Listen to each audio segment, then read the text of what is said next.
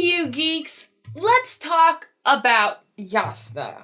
To give us a frame of reference for what tropes Sanderson could be riffing off of with Jasnah's plotline in Wind and Truth, I'm pulling off, of course, C.S. Lewis and his book, Till We Have Faces, a retelling of the myth of Eros and Psyche.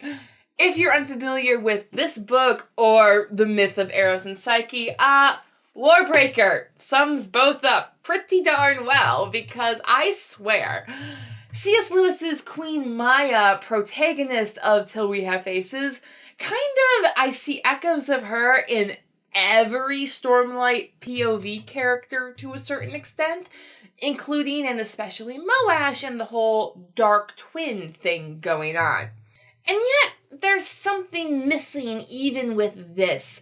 I think it's because the duel of wits between Jasnah and Odium doesn't establish her character flaw going forward as well as Sanderson thought it did. So here's my best guess as to what was supposed to have been conveyed to the reader in Wind and Truth. There will be spoilers in the video for Wind and Truth and Till We Have Faces. The god of a queen. Now, Jasnah, it seems, should be easy to compare and contrast with Lewis's Queen Maya, the Veiled Queen, for both are women in a patriarchal society thrust into leadership roles who sort of have beef with their local divinities, depending on the definition. The first striking comparison that we have between Jasnah and the Veiled Queen Maya is actually a contrast. For Queen Jasnah, we know, is an atheist, while the Veiled Queen Maya is an anti-theist. Now, contemporary creators often conflate the two confusingly, casting characters like Ivan Karamazov or that obnoxious professor in God Is Not Dead with the atheistic title, although they clearly believe in a god, or divine nature at least. They just hate it. And Queen Maya is no exception, as she begins her book informing the reader, I will write in this book what no one who has happiness would dare to write. I will accuse the gods, especially the god who lives in the Grey Mountain.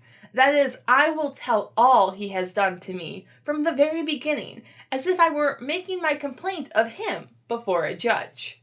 Now, there may even be people in the real world who consider themselves to be atheists, and yet actually, in their heart of hearts, hate the divine nature as they understand it. However, this is not Jasnah's character, as she repeats throughout the Stormlight Archive. I'm not in opposition to their god, because their god, as they imagine him, all-powerful and all-knowing, does not exist. I could no more be in opposition to that than I am to an imaginary childhood friend. You cannot wrestle with, fight, or oppose something that does not exist. So this robs us of the simple, familiar, anti-theistic trope that we see in so many other stories. For in stories, if two characters have issues with each other, then the story will come to an end when they have either reconciled or one of them has killed the other. Or in the case of God's Not Dead, both happen and not in the order you think they would. Since Jasnah is not an anti-theist, she is not bound by their trope to be smote or found reconciliation with a god or the gods in general. Rather, she seems, like other Stormlight Archive characters, to be on a journey to encounter the deeper, hidden, higher truth within herself. However, still pulling from C.S. Lewis here, that truth has probably been veiled from herself and from the reader this entire time. Thus, we must turn our inquiry to the face of a queen. Now, Sanderson has done a wonderful job throughout the Stormlight Archive in establishing that every character, regardless of sex or gender, struggles with their emotions and their reason and their sense of duty and honor. But he's also very aware that particularly female characters have been historically perceived by their counterparts as being weak. And therefore, when characters like Jasnah assume traditionally masculine roles, all of her actions are going to be judged in some way as either affirming or disproving that underlying perception. Some authors really relish in this unveiling of steel behind the soft exterior. A woman ruler is not as other women, is she? Like the coin that bears her image, there are two sides to her. On the one, she embodies the feminine frailty of her sex. And on the other, she is the body politic. Or they take C.S. Lewis's approach with the warrior queen Maya when she veils her face to hide her softness so that her actions may speak strongly for themselves. My second strength lay in my veil. I could never have believed till I had proof of it what it would do for me. The upshot was that I became something very mysterious and awful. I have seen ambassadors who were brave men in battle turn white like scared children in my pillar room when I turned and looked at them, and they couldn't see whether I was looking or not, and was silent. Thus we come to Jasnah, who has always been renowned for putting on the perfect face to show the world. Shallan remarks upon it so often in The Way of Kings and onward that it is part of why Shallan is perceived as bi. But if this perception is also fueled by Shallan's passion for Jasnah, then I very much doubt that we have ever truly seen Jasnah's face. For Jasnah spends just as much time in the Vale of the Palaneum as Shallan does in The Way of Kings, if not more. And the Vale is such a big part of Shallan's character that she names an altar of herself after it, and then develops a faceless version of herself that can do terrible things. Like, see what I mean? How Queen Maya is kind of in at least Shallan of all other characters in the Stormlight Archive. Anyway, so what does that say about Jasnah? Perhaps this image of perfection is not her true face, as I don't find it a coincidence that Jasnah's perfection is always poised to make her seem the most powerful person in the room. For when she arrives at Phelan's city in Book 5, she does not come as herself or even as a scholar, but rather masquerading as a warrior in full plate armor. Jasnah arrived in Phelan's city, fully armored, at the head of an entire division of Alethi troops. What did it say that in order to present herself as strong, she put on armor and engaged in traditionally masculine activities? Certainly it made a statement. Now, it's so easy to read this and disassociate it with Jasnah's actual predicament on Roshar and insert it into commentary on modern Earth life. This is very simple because Jasnah uses this inner monologue about high philosophical ideas to disassociate herself with her reality. For here she is, thinking about her armor, which she knows is made up of lesser intelligent Spren, who she has heard cry in battle in her mind in Rhythm of War. Yet she is not thinking about them as comrades in arms upholding her through this difficult situation, like Adolin would, but rather as an outfit that is making a statement. And all she can worry about is if it is the right statement. Later in Wind and Truth, she thinks how great her uniform does at projecting confidence and hiding her anxiety from the troops. So I don't think it's a stretch to see Jasnah's perfect appearance as a means of veiling or hiding herself from the world and even from the deeper, darker truths within her. Therefore, we must look for them to be revealed in the heart of a queen. I do think that Jasnah and Queen Maya of Till We Have Faces do share a very similar character flaw in that they are unable to truly love another person, or as Sanderson would say, connect with them. For Queen Maya does put a lot of stock into her veil shutting off her emotions, but we see faults in her love before she is veiled, as before she is veiled, she refuses to share her beloved sister Psyche with those odious gods. I was my own, and Psyche was mine, and no one else had any right to her. Oh, you'll say you took her away into bliss and joy such as I could never have given her, and I ought to have been glad of it for her sake. Why?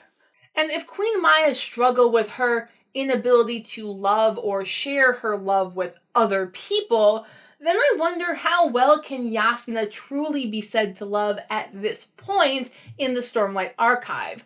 Sure, she has her relationship with Wit, which may have seemed to me at least a lot like fan service, especially if you've read Dragon Steel Prime. You see a lot of similarities between Hoid's early character and what Jasnah became. It almost feels like they meet and... You're perfect! You're perfect, so we're perfect together! But what if there's more? What if we're supposed to see in Jasnah that contradiction in her heart about the nature of love? At the beginning of Wind and Truth, we get this hard and fast rule within her about her boundaries of trust in a relationship. A relationship required sacrifice by all parties, but it should not be built on the foundation of sacrifice and storms. This was why it was best to avoid such entanglements. 8 days until Dalinar confronted Odium, and she was worrying about a relationship. So, you see, true self-sacrifice is not in Jasnah's vocabulary right now, nor was it in Queen Maya's for most of Till We Have Faces. Both queens would totally do whatever they thought was right, free slaves, fight for their kingdom, and rule justly. But they do all of those things because it makes them appear the hero and serves themselves. Is it possibly because Jasnah views love and her connections to others in a very shallow and possessive sort of way?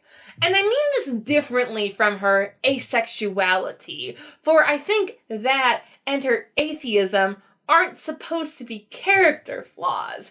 Rather, her character flaw is her inability to, despite her asexuality, find meaningful connection. But this failure is coming from a flaw, a wound inflicted by a childhood illness no one else seemed to remember, for all it had done to her. It had taught her that people she loved could still hurt her. Thus, we see her consistently throughout the front five take more and more extreme measures to protect herself from others who could hurt her, even accounting for the Ghostblood's almost successful assassination attempt in Book 2 and Jasnah's growing position of importance in Alethi and Eurythera society. She takes so many precautions that Wit calls her paranoid. These precautions seem to go beyond what is logical and reasonable and are rather stemming from that wound, that place where she fears to be hurt from even those who profess their love for her. Why investigate Aesudan? Because she was a threat. Why investigate Renarin? Because he was a possible threat. Why guard herself from wit? Well, despite her writing an entire list of rational reasons for why they weren't meant to be together, I think the truer reason is that she feared loving him and being open to being hurt by him. As again in that scene at the beginning of Wind and Truth, Jasnah compares her relationship to the bed she shares with Wit. The bed that reminds her of the soft restraints they'd given her when she'd been young, when those who loved her had locked her away for a few terrible months that basically everyone else had forgotten about. Everyone but Jasnah, who would never forget. The hypocrisy at the heart of Jasnah, I think, is that she fears those she loves just as much as she fears anyone who would threaten those she loves or herself, because those are, in her mind, the same group of people. This is why it never occurred to her to appeal to Fenn's sense of sisterly love and connection to her as Jasnah or even her uncle or her mother, because that is not something that Jasnah has relied upon for her sense of strength. Why Fenn never contemplated her sisterly love for, if not Jasnah, then the coalition in the person of Dalinar Arnavani, I don't know. Fenn began this book sharing a hammock for the sake of the man she loved, even though she didn't find it comfortable. So, I'm not quite sure what changed between then and day 9. Let me know your thoughts down in the comments. The choices of a queen. Finally, we arrive at the Duel of the Queens, for both Jasnah and Queen Maya engage in duels of sorts for the fate of their neighboring country. Queen Maya fights on behalf of the rightful heir against his spiteful older brother Argan, and thinks to herself, I'd queen it with the best of them, and if by any chance Argan didn't kill me, I'd queen it as long as the gods let me. It was not pride, the glitter of the name, that moved me, or not much. It was an art that left you no time to mope. If Maya could vanish altogether into the queen, the gods would almost be cheated. Now, because Maya's duel arrives at her midpoint, it's not a surprise that she wins the duel and loses herself. Wind and Truth is a midpoint of the Stormlight Archive, yet Jasnah loses the duel, so by trope inversion I would expect her to have found herself, or perhaps she just found out that by portraying herself as the cool and calculating queenly scholar warrior person, she has lost the ability to connect truly with other people and now says things that she may later regret. What if we let him leave? You said that the other worlds, the beings that rule them, are content to leave odium to us. They offer no help or succor. And sometimes you have to think about yourself first. What if we renegotiated? Of course, it's these fateful words said in confidence that Taravangian takes out of context to convince Fenn to join him. His focus is all on Jasnah's saying you have to serve yourself first, which in fact blindsides him to Dalinar's actual endgame, where he does free odium, but by thinking of everyone else first and himself last. That was not, notably, Jasnah's advice, because Jasnah could not bring herself to conceive of dying an apparent failure as Dalinar did. Since Sanderson didn't want to repeat a conventional duel, he gave Jasnah a battle of wits with Taravangian, and ended up mirroring, I think, intentionally a very interesting historical episode between Elizabeth I and her cousin, Mary Queen of Scots. First, Taravangian presents Fenn with proof that Jasnah had considered assassinating her before they were allies. Did you ever explore the possibility of assassinating me, Jasnah? Fen asked. Jasnah said, I am known to overprepare at times. I need to know my options. Again, Taravangian smiled. Choose your words more carefully, Jasnah thought to herself in annoyance. Options? Fen said. Killing me was an option? This follows history as Elizabeth I was confronted with evidence that Mary, Queen of Scots, was indeed plotting to assassinate her and take her throne. Now, whether or not Mary, Queen of Scots actually wrote that she wanted her cousin dead has been questioned by historians, and modern storytellers love to make it the fiction of those scheming English noblemen because it makes Queen Mary so much more sympathetic. The six gentlemen who are to accomplish the dispatch of the impostor queen. With such knowledge, I may advise them on how best to achieve their mission. Since that's true, how much more unsympathetic should be Jasnah, who unquestionably considered killing off Fen, and then affirmed her logic to Fen's face? Fen is still playing the role of Elizabeth I quite admirably, as both women passionately deny at first the thought that they could betray or kill their fellow queen. I don't know if I would, Fen whispered. Jasnah froze. Oh, I'd bluster, Fen said. I'd scream and I'd be angry, but assassinating a friend? The paper went limp in her fingers. I'm always worried I'm too soft for this job. But Taravangian, I guess sensing Fen's weakness and lack of resolve, doubled down to say that Jasnah, a true queen, wouldn't hesitate to betray a friend if it was for her people. So Fen, like Queen Elizabeth, decides to make that hard decision and betray her fellow queen. She has always let her heart rule her head, put passion before politic need. If you shrink before this duty now, Bess, then indeed you risk the accusation that you are alike. Which, when Elizabeth did order Mary, Queen of Scots, to death, she put on a display of passion quite strong enough for any Thaylen to approve of.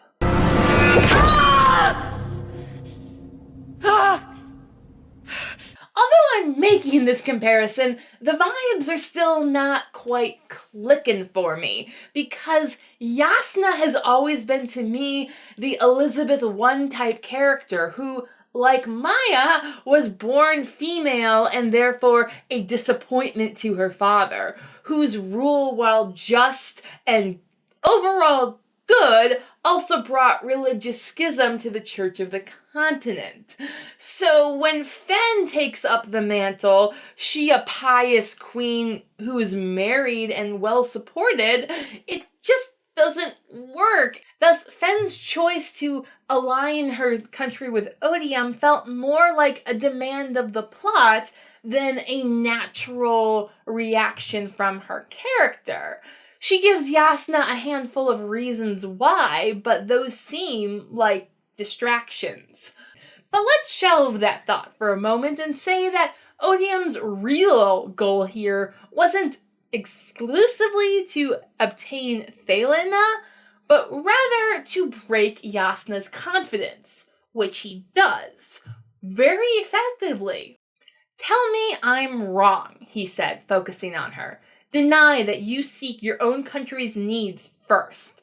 Lie for us, Jasnah. Look me in the eyes and lie. Storms, she needed support and turned to her ideals. But they wavered. And the truth was he did offer an excellent opportunity for Thaylena. It truly would protect Fen's people best and make them rich. Taravangian had unveiled Jasnah's own hypocrisy and shaken her confidence, which I think was for Taravangian the real win. Getting Thaylena was just a bonus. I suppose I can see how Fen could be arrogant enough to assume that she could make a better deal for her people than Dalinar had done at the end of Rhythm of War. After all, Wind and Truth begins with her giving pretty biting criticism of how that deal went down. And she may have in fact made an excellent deal for her people if it weren't for that whole rain thing at the end. I suppose with the doom of Stormseat remaining a mystery in time, Roshar doesn't have any cautionary tales like Atlantis or Numenor. Well, I guess they do now. Oopsie. That is my best guess at what tropes were supposed to be underlying Jasnah's storyline here and how Sanderson tried to subvert them and lost me along the way. If he didn't lose you, let me know down below. If he did lose you, but I lost you somewhere, let me know as well. Otherwise, hope to see you next week. Thanks for watching. Please like, share, and subscribe if you want to see more. Check out my Patreon too. Bye!